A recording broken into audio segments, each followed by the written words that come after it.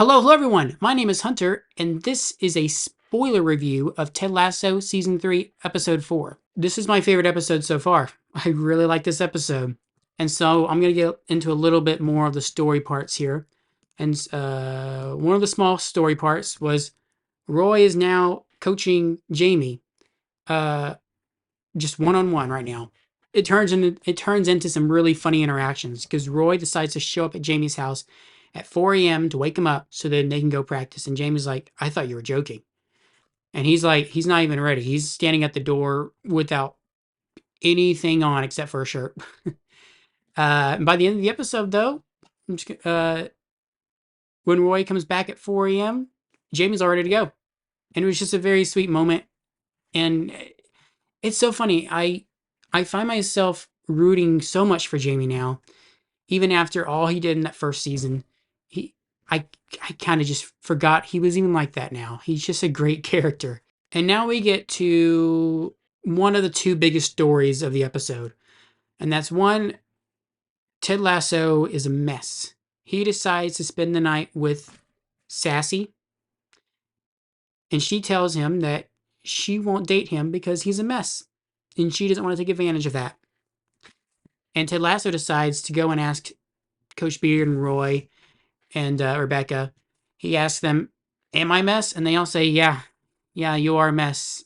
And this is the kind of stuff that I want more in this show. I want them more to talk about this stuff. This is what I really love to watch with this show, is to watch these like really deep emotional scenes in this show and see how people talk about them and react to them. And Ted is going through a lot right now. I mean, his therapist is dating his wife after the same therapist told him to move to another country. So that because he said that they needed to spend some time apart. Like, that's a horrible thing for a therapist to do. It's unethical.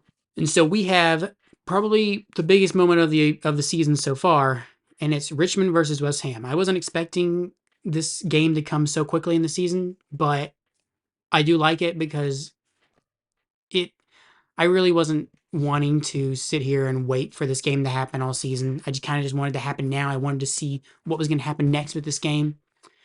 Uh, and so Richmond is playing at West Ham, and they have an insane stadium there that just trumps all over Richmond Stadium. And this is what I want to see most in this show. I said I wanted to see more people talking about their emotions and how they're dealing with certain situations. And the two characters I want to see the most talk about what they're dealing with is Ted and Nate. And they kind of get there. It's a really funny scene where Ted gets into an elevator. He's with a bunch of um he's in the elevator with a bunch of West Ham coaches. When he gets up to the top floor, or the floor he needs to get off of, all the West Ham people get off, and guess who's left there? Staring at the wall, not facing Ted for some reason. It's Nate. The head coach is just sitting there looking like he's peeing on the wall or something. He's like all scrunched up over there. It's really funny. And so we have Ted and Nate talk. And so during this episode, we can see that Nate is extremely nervous to talk to Ted. I mean, Ted is obviously fine with talking to Nate. He wants to talk to him. He wants to talk about how they left things. And it feels like Ted is just kind of beating himself up over not seeing how troubled Nate was when he left last season. And so they start talking. They get saved by, not really saved by the bell. If they would have talked more, they probably would have worked more stuff out. But they get saved by the evil bell or something because Rupert decides to come along and he breaks them up. And he kind of snaps Nate back into it, getting Nate to focus right back on the game. And Rupert, man, and like, man, I said this before when I was reviewing the first episode, but it's just like some kind of Star Wars situation here. Ted is Luke Skywalker, Nate is Darth Vader, and Rupert is Emperor Palpatine because Nate hasn't gone all dark yet. He can still come back to the light side of the Force here, and that's very apparent with this episode here. And so continuing through, West Ham is beating Richmond by a few points.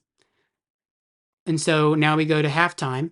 Ted is having to deal with Rebecca at the moment because Rebecca is like freaking out. She's about to lose to Rupert, and Rupert's just going to rub it in her face.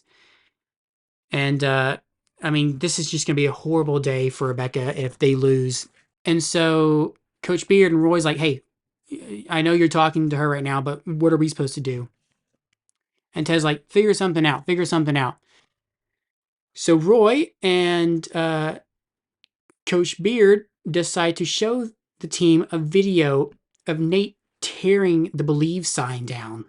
You know, the Believe sign that's been through the entire season, or the entire 3 seasons, which Ted told them that they shouldn't be showing to the team. And the team gets very motivated to take down Nate now that they've seen Nate try and take down this Believe sign. Yeah, so they get onto the field and they like, this is my favorite part of the episode, is when they're just walking by Nate and they're staring at him. They look so mad at him. And I thought that they were about to destroy West Ham right here. But no, they were so mad that they started like attacking other players and they got kicked out of the game. And so West Ham just won because of that. And there's this really interesting moment right after West Ham won where Ted decides to walk up to Nate and say, "Good game," trying to give Nate a handshake. And Nate doesn't notice. And the real interesting part is when he's interviewed about it later and someone tells him, "Hey, why didn't you shake Ted's hand?" And Nate was like, "I didn't know he was trying to shake my hand. I wasn't aware of that." And it's like, you can tell that Nate feels bad about this stuff. And man, I can't wait until Nate and Ted interact again after all this. But yeah, Richmond loses. Rebecca is in distraught until she sees Rupert kissing his assistant. And she gets one up on Rupert, telling him that his wife deserves better. And he's kind of just he's a very big jerk. So, anyways, this episode had a lot of heart, had a lot of emotion, had a lot of characters that I wanted talking to each other. And I really like this episode. And I think it's a very strong episode. And I am going to give it, from a 0 out of 100, I am going to give this episode a 90. I really can't find much wrong with this episode. The reason I don't give it a 10 is because I think that there is a better episode that could uh, have been made. I just don't know how to get there. This episode didn't blow me away, but I still love this episode. It's a really strong episode. So, anyways, I do thank you for watching. If you'd like to see more, please subscribe. And without further ado, goodbye.